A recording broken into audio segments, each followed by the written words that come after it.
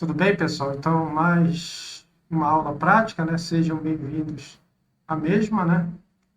Só recapitulando que na aula anterior, que foi a 10, nós aprendemos a desenvolver, né? Utilizando o comando assembler, né? Que eu tenho dentro do Civil 3D, né? Que na versão em português ele é chamado de montagem.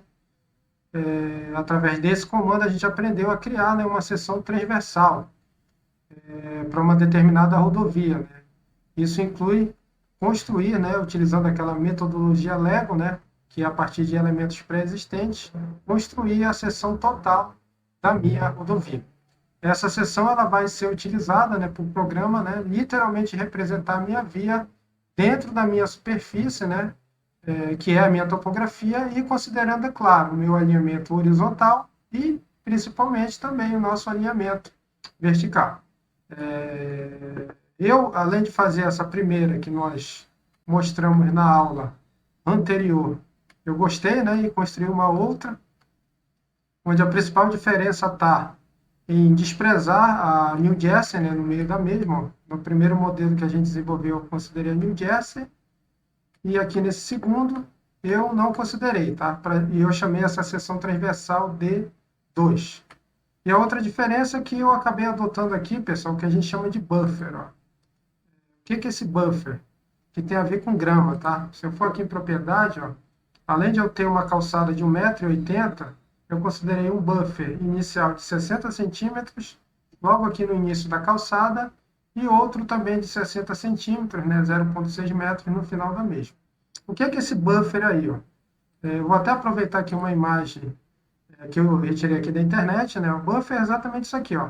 É muito comum, né, até por questões de urbanização, você colocar a calçada entre duas camadas de grama, que melhora bastante a questão do conforto térmico, né, e o visual em geral, né, do calçamento, né, da área de passeio.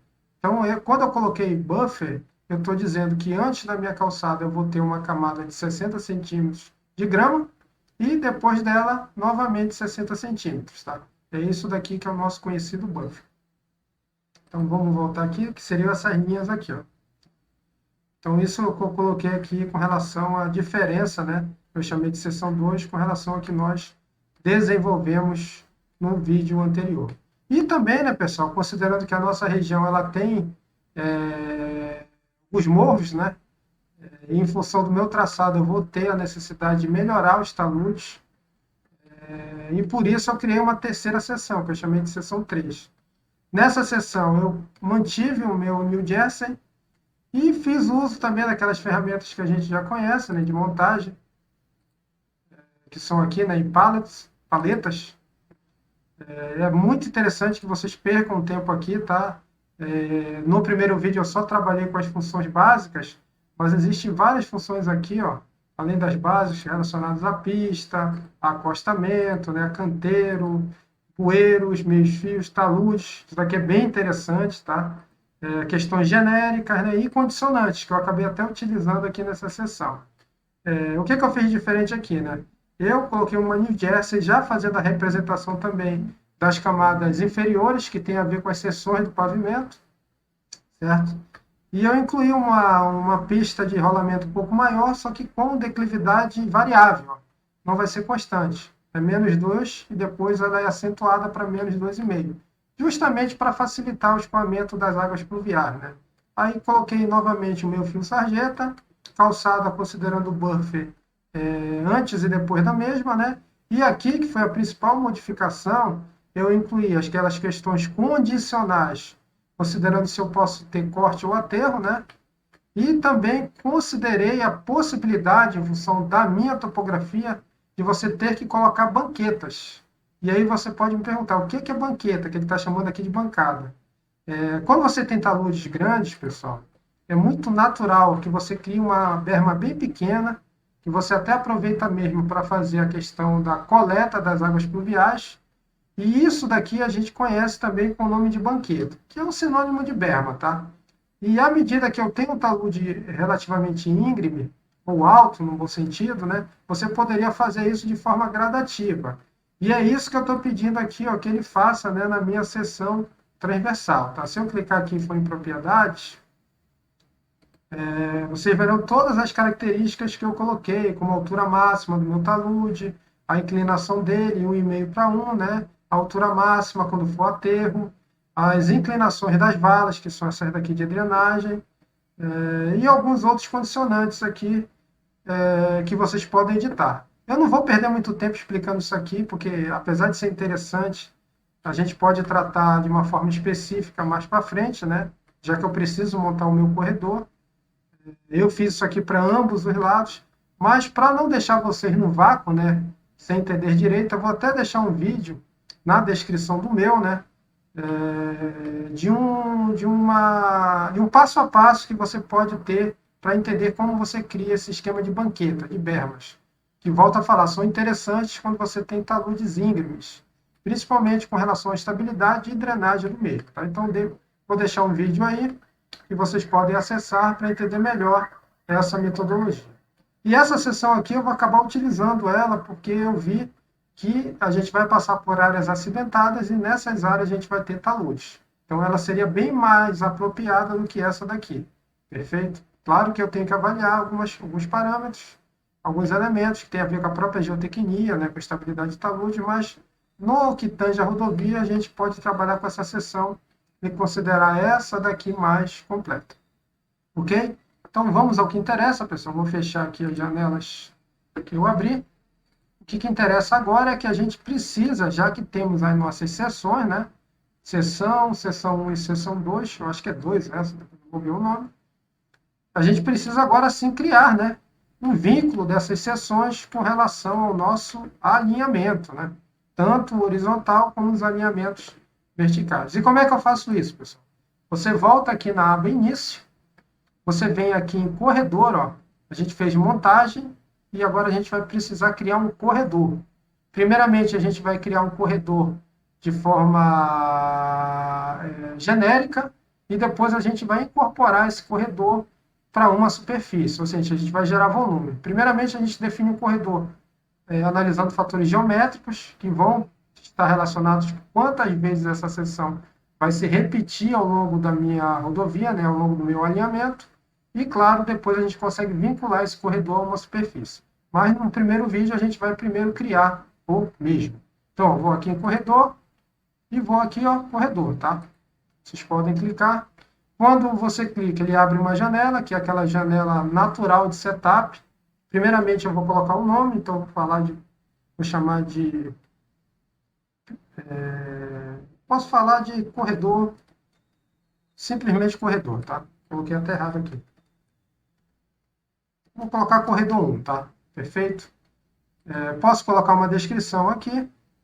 Eu vou utilizar o layer padrão, tá? Isso daqui não precisa a gente mexer. Aliás, o estilo padrão e idem para o layer, tá? A gente não está alterando essas questões a priori. Vou considerar que o tipo de linha base vai ser tanto o alinhamento horizontal como o perfil, porque eu quero que isso aqui esteja relacionado de forma paramétrica.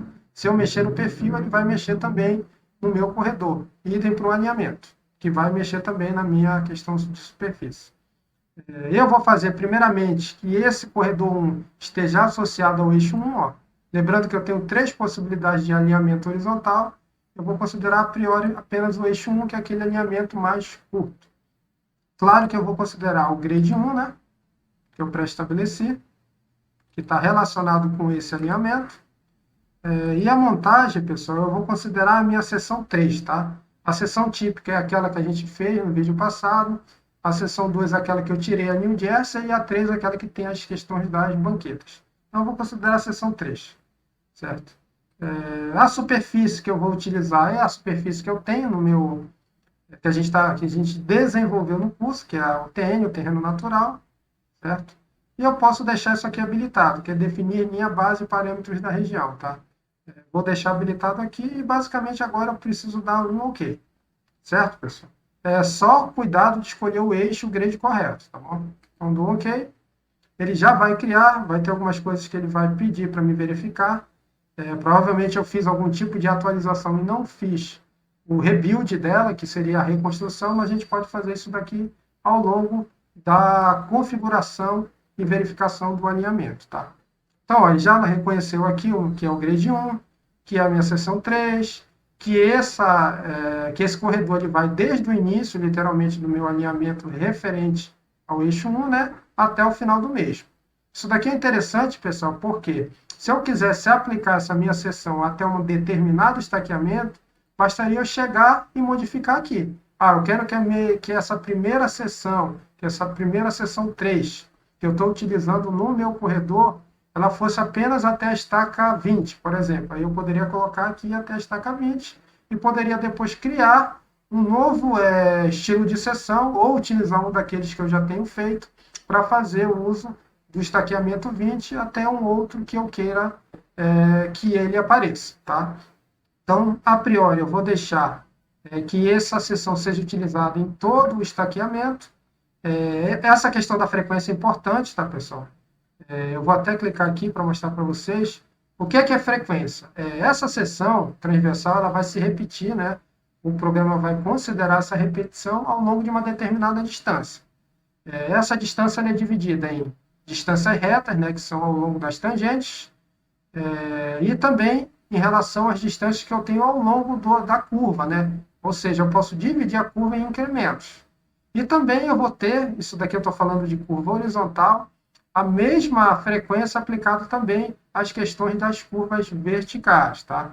Essa frequência é importante porque a gente sabe que o programa ele vai depois, quando criar o meu modelo realístico, né, fazer interpolações. Então, quanto maior for essa distância, né, menos precisos serão essas interpolações. Esse é o lado, digamos assim, que eu tenho que avaliar. Mas também, como contrapartida, eu preciso verificar que quanto menor for essa frequência, né, essas seções vão estar cada vez mais próximas, né, eu vou ter uma quantidade maior de interpolações, e, claro, eu vou precisar de um computador mais potente. Por mais que eu tenha um modelo que vai ser bem mais preciso, né, do que quando eu comparo com frequências mais espaçadas, é claro que eu vou ter também a questão da limitação do meu computador, né, da minha memória, do meu poder de processamento, e é por isso que a gente costuma, né, sempre avaliar essa questão. Geralmente, eu posso deixar as tangentes ao longo de 20 metros, que seria o estaqueamento padrão, ou seja, cada uma das estacas ele vai lançar uma seção, que nesse caso aqui é a seção 3. E nas curvas, como eu preciso ter um grau de detalhamento, de precisão maior, eu poderia aqui reduzir para 10 metros, tá? Perfeito? Isso daqui eu consigo modificar, eu posso fazer um primeiro lançamento, verificar se ele está legal, se não estiver eu posso refinar ou até espaçar mais essa questão da frequência. Aqui eu vou deixar 10 também, tá? Eu não estou trabalhando com espirais, mas vou deixar 10 a priori. E no caso das curvas verticais também eu vou deixar uma frequência a cada 10 metros, tá? Então isso daqui eu vou dar OK, ele já vai fazer a correção. Vamos ver aqui essa questão do alvo. Isso daqui nada mais é do que ele mostrar que todos aqueles elementos que eu pré-defini lá no meu assembly, na minha montagem, eles estão aqui, ó, tá, pessoal? Ele está considerando todos, é uma questão até de você verificar. A gente não vai entrar nesse detalhe ainda. Vamos fechar, então vamos fechar isso aqui.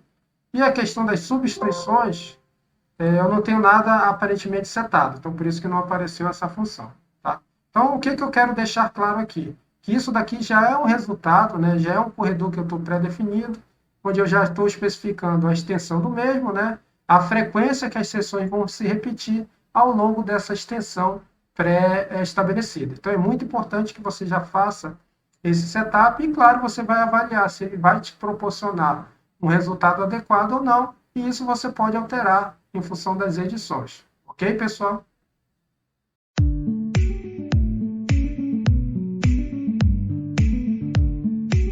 Então, pessoal, feitas as avaliações, né, questão de frequência aí, claro, extensão do meu corredor, eu posso dar um OK aqui. Ele está pedindo para me reconstruir o corredor ou marcar o corredor como desatualizado. Eu vou deixar como reconstruir o corredor, que ele já vai fazer aquelas adequações em função de modificações que ele reconheceu que eu fiz antes disso, tá? Então, eu posso colocar aqui, isso só vai aparecer se você modificou o corredor em relação ao original, tá? Então, eu vou dar aqui reconstruir. Ele já está processando o meu corredor. Tem um tempinho, tá, pessoal? E vamos ver o resultado, ó. Já percebo que, considerando a minha primeira possibilidade, ó, ele já fez aqui um pré-lançamento, ó. Agora você não visualiza mais a questão de um alinhamento, né, considerando o eixo, mas sim toda a faixa, né, a plataforma referente à minha rodovia. Ó. Aqui, ó, lembra das bermas ou banquetas? Ó, ele já fez aqui uma projeção da mesma. Tem uma, duas, três, quatro, cinco, seis, sete banquetas aqui. Ou seja, eu tenho realmente um talude relativamente íngreme. Tá? Então vem, ó, certo? Ele já está mostrando aqui, ó. Aqui também, ó. Estou seguindo o estaqueamento. Novamente, aqui eu tenho uma área onde eu tenho um talude de corte, né? Ele está mostrando as banquetas. Eu acredito que seja corte, né? A gente ainda vai ver na perspectiva. Vem aqui, ó, estou seguindo. Então, ficou bem legal, porque você consegue agora ver a extensão da plataforma da sua rodovia, né? Já considerando as curvas que eu predefini, né? Aqui eu tenho novamente uma banqueta, um talude que não é tão íngreme, e vai até aqui novamente uma região acidentada, né? E vai embora, certo? Até chegar no nosso ponto final, ok? Então, é bem interessante e eu consigo até melhorar essa questão aqui da visualização, tá? Como é que eu faço isso aqui? A gente pode melhorar essa visualização, tá, pessoal? Ele está acendendo aqui porque seleção, né? Eu posso clicar aqui, ó, no meu corredor, botão direito, tá? E vai aqui em propriedades do corredor. Ele vai te mostrar algumas coisas que, inclusive, a gente viu, né, na janela anterior. Percebo que sumiu aquela advertência, que ele já fez a atualização do meu corredor em função da minha superfície, né, da topografia. Lembrando que o corredor em si ainda não é uma superfície, ele é o que a gente pode chamar de wireframe, né, que seria um arame. Ele já está representando apenas como se fosse uma representação geométrica, mas sem gerar a superfície do mesmo, que a gente vai fazer no próximo vídeo, inclusive. Então, ó, aqui algumas coisas eu queria mostrar para vocês aqui a questão de código, tá? Que tem a ver com a forma que você pode visualizar o mesmo. Aqui no Civit 3D te dá várias possibilidades, tá? Eu vou modificar aqui, ó, tá em planta, e vou trazer agora para a nota de serviço padrão DER, Departamento de Estrada de Rodagem, São Paulo 200. Bora ver o que ele vai fazer. Ó. Então, ok. Aí ele já vai atualizar e verifique que ele criou, né, melhorou aqui a representação da pista de rolamento, ó, certo? Ficou com uma aparência, né, que está compatibilizada com o padrão de projetos que é indicado, né, que é especificado pela DR de São Paulo. Então você consegue já ter esses layers, né, que vão facilitar, inclusive, a que você faça a apresentação mais próximo do que você quer, obedecendo às especificações de cada órgão regulamentador, certo? Então, ó, ficou bem mais interessante a visualização do mesmo. E para a gente fechar o vídeo, tá, pessoal? Lembra que eu falei para vocês em algumas aulas anteriores que eu consigo fazer a modificação de forma paramétrica, considerando o meu corredor e considerando os alinhamentos horizontais e verticais? Vamos provar isso agora. Por exemplo, eu estou falando do meu primeiro alinhamento, tá? Que é esse aqui, que eu estou trabalhando com esse grade. Se eu alterar esse grade aqui, pessoal, vamos fazer isso. Eu vou... Deixa eu ver o que eu posso fazer aqui. Fazer aqui no início, tá? Vamos primeiro ver lá, tá, pessoal? Estão vendo aqui? Aqui eu estou passando por uma região de corte, né? Por isso que eu estou tendo essas bermas aqui, ó. Que seria exatamente essa região aqui, ó. Eu não vou mais partir desse ponto, ó. Eu vou pegar isso aqui e vou subir um pouco. Eu vou subir aqui para cá, mais ou menos. Ó. Então, eu estou saindo aqui, eu vou ter uma região de aterro, né? Eu fiz uma ilustração aqui pouco convencional, mas só para mostrar para vocês que isso daqui, ó, pessoal, o que vai acontecer aqui, ó? Ele vai aparecer, ó, quando você vai aqui, vamos voltar aqui na aba Prospector. Quando eu for aqui em corredores, ó, ele vai aparecer com esse ponto de exclamação, tá? Por que apareceu isso? Porque eu fiz uma alteração lá no meu grade e essa alteração ainda não foi atualizada no meu corredor. Então, eu posso clicar nele aqui, ó, certo? Eu posso clicar com o botão direito e eu posso fazer o que a gente chama de reconstruir, ou seja, ele vai fazer as devidas adequações, considerando aquelas pré-configurações que eu fiz na hora que eu criei a minha seção transversal, e vai fazer isso, tá? Eu posso, inclusive, setar para que toda vez que eu altere lá o meu grade ou o meu alinhamento, ele faça isso de forma automática. Mas o ideal é que você tenha capacidade de verificar antes que ele faça isso. Então, vamos colocar apenas como reconstruir. E aí, pessoal, ele vai fazer, ele está processando, ele vai fazer a devida adequação. Cadê a nossa berma, né? Ficou reduzida porque literalmente eu transformei uma área que a priori era corte, né? Em uma área de aterro, né? Fiz essa modificação pouco convencional aqui, tá? Então, de forma interessante, como eu havia falado, né? Isso é muito legal do Civil 3D, ele trabalha com relação paramétrica, ou seja, todos os elementos estão relacionados de forma dinâmica. Se eu altero alguma coisa relativa ao grade, essa alteração vai ser, de certa forma, possível de ser feita diretamente, né, através do software, lá no meu corredor. E, claro, eu posso fazer isso considerando também os alinhamentos e outras questões relativas ao projeto. Está tudo linkado, pessoal, é isso que eu quero concluir. Tudo está linkado, isso facilita as questões de edição dentro do Civil 3D. Então, eu vou voltar aqui, pessoal, para o que era antes.